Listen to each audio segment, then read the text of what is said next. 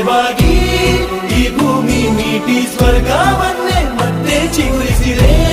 ಹಕ್ಕಿಗೆ ಮಾನಾಗಿ ಹಾರಲು ಬಲವಾಗಿ ಮಡಿಲಲ್ಲೇ ಆಗಸ ತೋರಿತು ನಿನ್ನ ಮಮತೆಯ ಬಲವಾಗಿ.